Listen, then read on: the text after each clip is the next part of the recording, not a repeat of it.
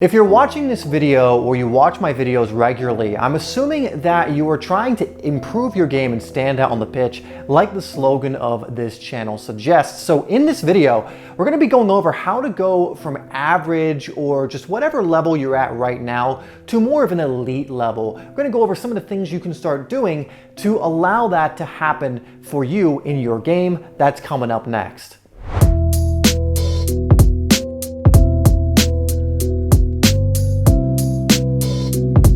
Hi there, my name is Dave and this is Simplysoccer if you are new to this channel. And like I've already mentioned, we create videos here all the time, every single week to help you improve your game and stand out on the pitch. Now, if you really want to do that, make sure you also get my free ebook, Game Changer. You can get that down below for free. It is a 50+ page ebook. It'll give you 33 ways to improve your game and stand out on the pitch. And I just want to make sure you're not missing out on that free resource. Anyway, let's get into this video where I'm going to give you 5 things that are going to really help elevate your game and take it to that next level so you can get closer to that elite level. We'll go in reverse order, starting with number 5.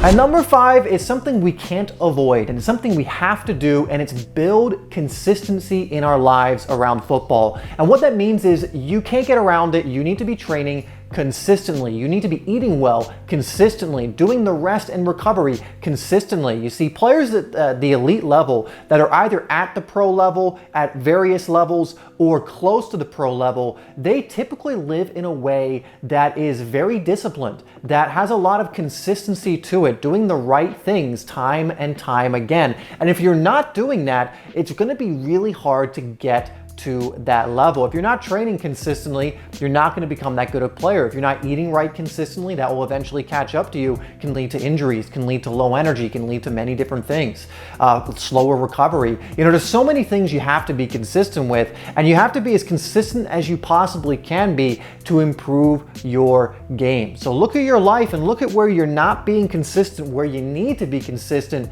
if your goal is to improve your game. In fact, if that calls to you, speaks to you, or resonates with you, put in the comments, I am building consistency in my life, and then just look at those areas you need to start being a little more consistent in, and then take some action, and you'll be on your way, taking that first step towards getting to that elite level. Now, number 4 plays off that a little bit, and it's how you train. Now, it's not just about training consistently. You need that discipline, absolutely. But then what are you doing when you are training? We know a lot of players, I'm sure you know some players who are good trainers and some who are not so good.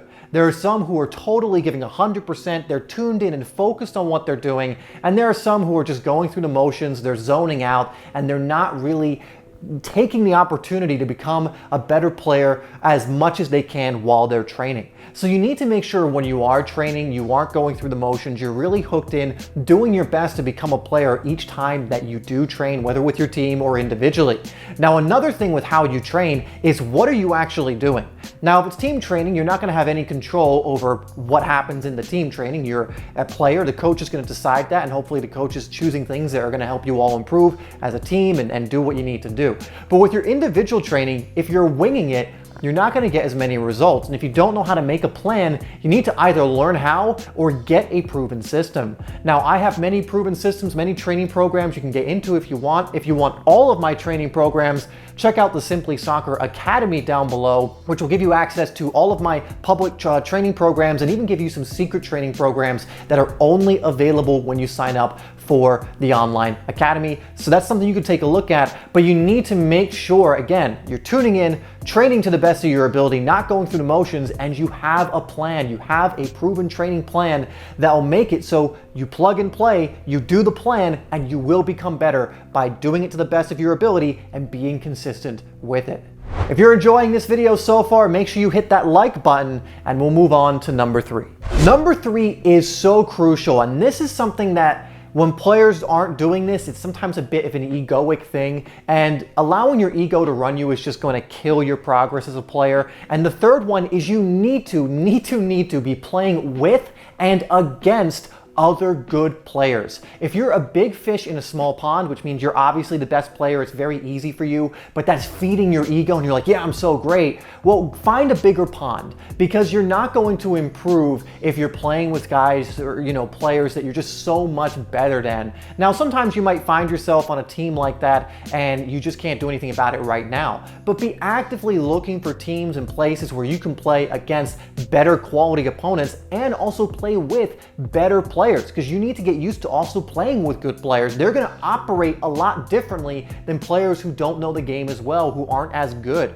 I play pickup football sometimes, and it's always very clear who's a good player and who maybe hasn't been playing as long and isn't as kind of tuned in or in sync with the game. And when I'm playing with the good players, it's just so simple. I know where they're gonna be, they know where I'm gonna be, we can kind of get on that wavelength. So you need to learn how to do that as well. And you do that by getting yourself on better and better teams and playing with and against good players. This really will help raise your game so much and help you develop much better habits, because you're not going to be able to get away with little mistakes, delaying on the ball, and other things that you can get away with when you're playing with not so great players. You start taking poor touches, you're suddenly going to lose the ball every time. You can't be misplacing passes. You can't be making the wrong decisions too much, because as you play with and against better players, the standard goes up, which means your standard needs to go up as well.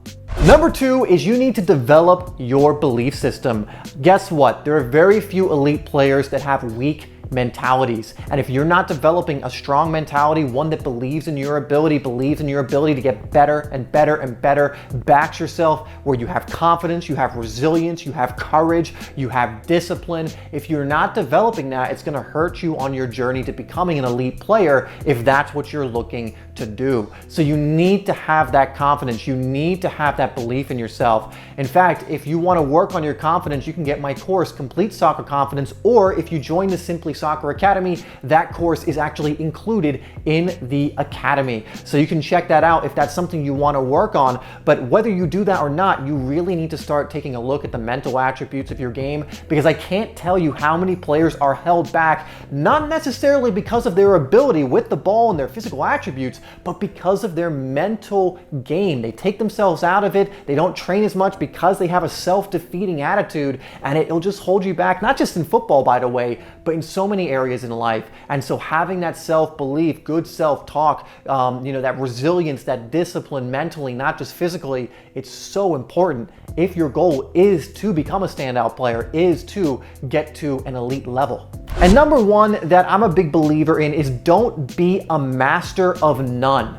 Now, if you want to be an elite player, you have to be good at pretty much everything. There's no getting around that. You can't be like good at some things and then your ball control is poor, or you're good at some things but you can't pass to save your life. When you get to higher levels, again, everything is smoother, crisper, cleaner, better produced or better executed, and you need to be good at all those fundamentals. You need to be smart, you need to know the game, where to be, where to move, how to play your position well. But even beyond that, if you want to be someone who's standing out, you need to have almost an X factor. You need to be someone who has almost mastered certain parts of the game. Let me give you an example. Typically, you want this to be something that has something to do with your position. So if you're a striker, if you are good at everything, but you've mastered your finishing and your movement, you have deadly finishing ability, you're ruthless in front of net, and you have amazing movement, well, that suddenly makes you an incredibly valuable player in that position. Again, you're good at everything else, and I'm not saying don't work on everything else too, but by becoming a specialist in that way,